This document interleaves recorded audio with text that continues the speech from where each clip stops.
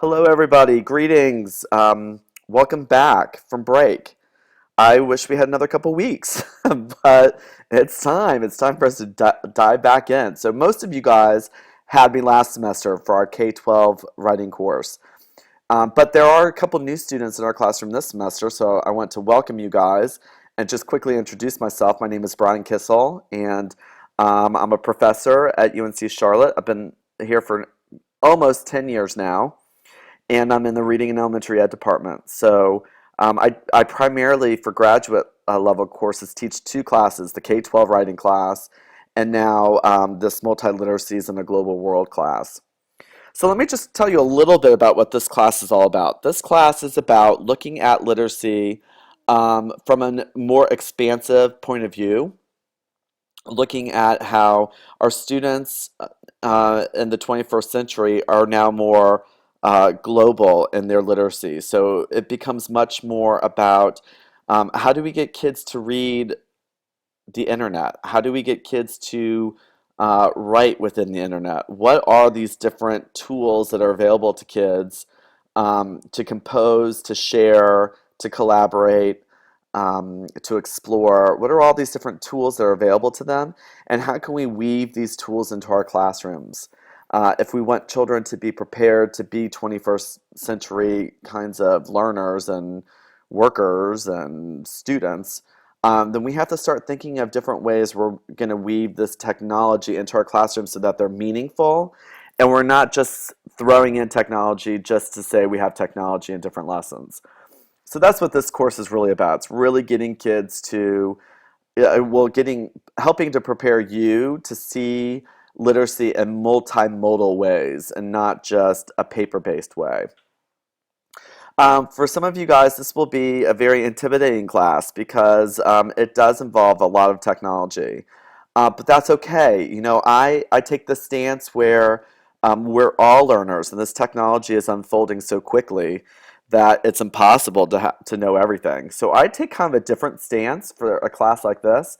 I think it's totally fine for us as teachers to also be learners alongside our students. And so, we learn these technologies together, and we really take more of an inquiry stance. So we as teachers pose questions and help facilitate the learning, but really the learning is going to come from a collective body of learners. Um, so that's one stance I take. The other stance I take is I really see this class as well. I mean, I might be different than some of my colleagues in that I feel like I take like a professional development stance for this particular course, especially where I don't want you to feel overwhelmed with assignments and grades because you're already going to be overwhelmed with the immersion of all these different technologies. I want you to see this class as an extended semester-long professional development in which you will be growing and learning as we go along. And I don't have tests, I don't have exams, I don't have any gotcha things. It's truly going to be you building a toolkit that will help you think about bringing some of these tools into your classroom, or playing around with tools and then knowing, okay, I'm never going to use this tool in my classroom, but at least you got some exposure to it.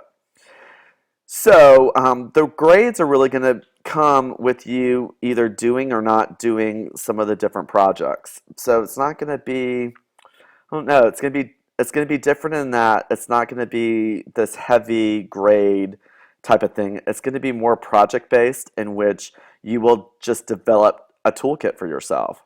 So the four major assignments are the forum discussions, which you've had last semester, which are pretty easy and straightforward. A practicum project in which you are going to take a particular topic that you would already be teaching in your class and adding a digital tool into it to see how it unfolds in your classroom. So we'll be talking about that throughout the semester. And then a toolkit portfolio. So I'm going to have you set up this thing called a live binder in which every 2 weeks you're going to be studying about a different aspect of multiliteracies, and you're just going to be building a binder of tools to kind of help you reflect on that, but also share with colleagues. So this should be a very practical kind of toolkit that you will develop. And then finally, just a short reflective presentation, a 3 to 5 minute presentation about what you learned. So in terms of grade and workload, this will probably be an easier course for you for the within your program, but easier in terms of assignment load, but not easier in terms of learning curve. There will probably be a big learning curve for you in this course. So that's kind of the stances I'm taking here for this course, so that you don't feel too intimidated grade-wise. Okay, so the way this class works is we are going to have quite a few SABA classes in which we come together as a whole class and discuss different things almost every other week. So our class actually takes place on Wednesday evenings from 7 to 9. There will be some weeks where you will be on your own, and there will be some weeks in which we come together. So the first week, this upcoming week, you're going to do on your own. It's just an orientation to the course. So you're going to watch and listen to my YouTube presentation. I have a couple different little videos for you to watch. I have an orientation to the course. Then I have you respond to a WordPress blog. You're going to take a technology survey. You're going to introduce yourself to your peers by using this thing called PhotoVZ. And then you're going to do a forum in which you introduce yourself, because we do have some new peers that are going to be joining us this semester. The next week is going to be a SABA class. We all come together and we talk about what is multiliteracies. I do have 2 things that you can go ahead and start reading. The first one is quite lengthy, but really interesting. So that's why I went ahead and I'm going to have you guys go ahead and start reading this now, because this is close to 150 pages. So this will give you a good 3 weeks or so to get that reading done. And then I have another article which is pretty heavy in terms of philosophy. So what we do in this first couple weeks is we start very philosophically, and then we get very practical. So the first couple weeks we're going to be looking at the big picture, and then the preceding weeks we're going to really be looking at how do these different things apply into our classrooms. Okay.